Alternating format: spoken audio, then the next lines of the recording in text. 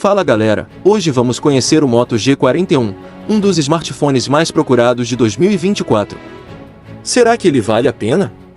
Vamos descobrir! O Moto G41 é um celular intermediário da Motorola, que promete um bom desempenho, uma tela OLED de 6,4 polegadas, uma bateria de 5.000 mAh e uma câmera traseira tripla.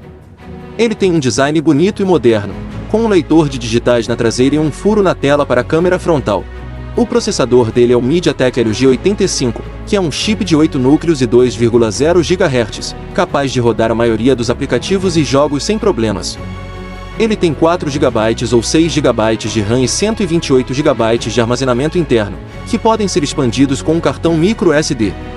Ele também tem NFC, que permite fazer pagamentos por aproximação e outras funções. A tela dele é um dos pontos fortes, pois é um painel OLED de alta resolução e cores vibrantes.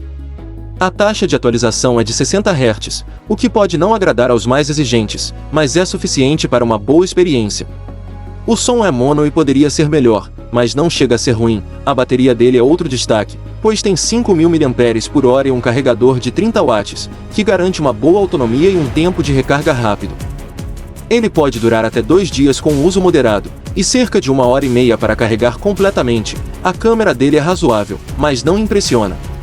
Ele tem uma câmera traseira tripla, com um sensor principal de 48 MP, uma lente ultra-wide de 8 MP e uma lente macro de 2 MP. As fotos saem boas em ambientes bem iluminados, mas perdem qualidade em situações de pouca luz. A câmera frontal é de 13 MP e faz selfies decentes.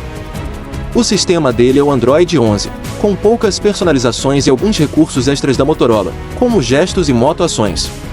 O sistema é leve, rápido e conta com as principais funções, além de dar suporte aos gestos para ligar a lanterna, abrir a câmera e baixar a barra de notificações pelo leitor de digitais. Então, o Moto G41 vale a pena?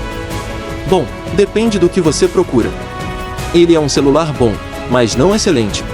Ele tem pontos positivos, como a tela, a bateria e o NFC, mas também tem pontos negativos, como a câmera, o som e a taxa de atualização. Ele custa em média R$ 1.232,15, o que é um preço justo, mas não é uma pechincha.